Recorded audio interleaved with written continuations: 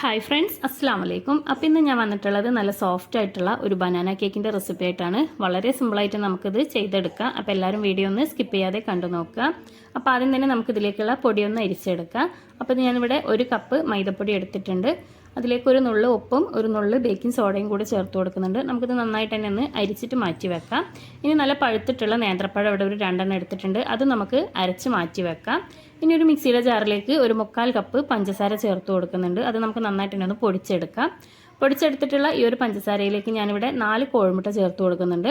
അതുപോലെ തന്നെ ഒരു ഫ്ലേവറിന് വേണ്ടിയിട്ട് ഞാനിവിടെ 1/2 ടീസ്പൂൺ വനില എസൻസും കൂടെ ഒഴിച്ച് കൊടുക്കുന്നുണ്ട്.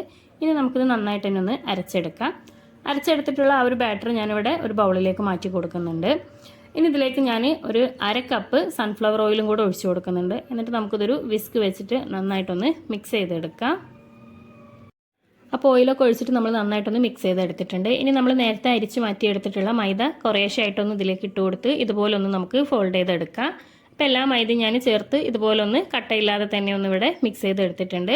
ഇനി നമ്മൾ നേരത്തെ അരച്ചെടുത്തിട്ടുള്ള ആ ഒരു നേന്ത്രപ്പഴത്തിൻ്റെ ആ ഒരു മിക്സും കൂടെ നമുക്ക് ഇതിലേക്ക് ഒഴിച്ചു കൊടുക്കാം. 2 നേന്ത്രപ്പഴമാണ് ഞാനിവിടെ എടുത്തിട്ടുള്ളത്. അത് നന്നായിട്ട് തന്നെ ഒന്ന് അരച്ചിതിലേക്ക് ചേർത്ത് കൊടുത്ത് ഇതേപോലെ ഒന്ന് നമുക്ക് ഫോൾഡ് ചെയ്തെടുക്കാം.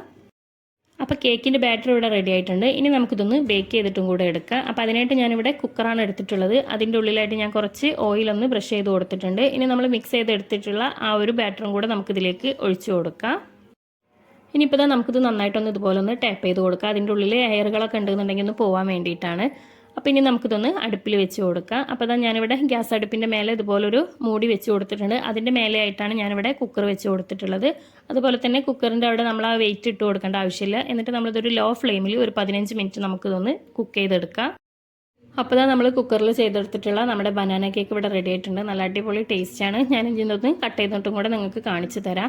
നല്ല സോഫ്റ്റ് ആയിട്ടും കൂടിയിട്ടുള്ള ഒരു കേക്കാണ്. അപ്പോൾ തീർച്ചയായിട്ടും എല്ലാവരും ഒന്ന് ട്രൈ ചെയ്ത് നോക്കുക. വീഡിയോ ഇഷ്ടപ്പെട്ടാൽ ലൈക്ക് ചെയ്യാനും ഷെയർ ചെയ്യാനും സബ്സ്ക്രൈബ് ചെയ്യാനും മറക്കരുതേ.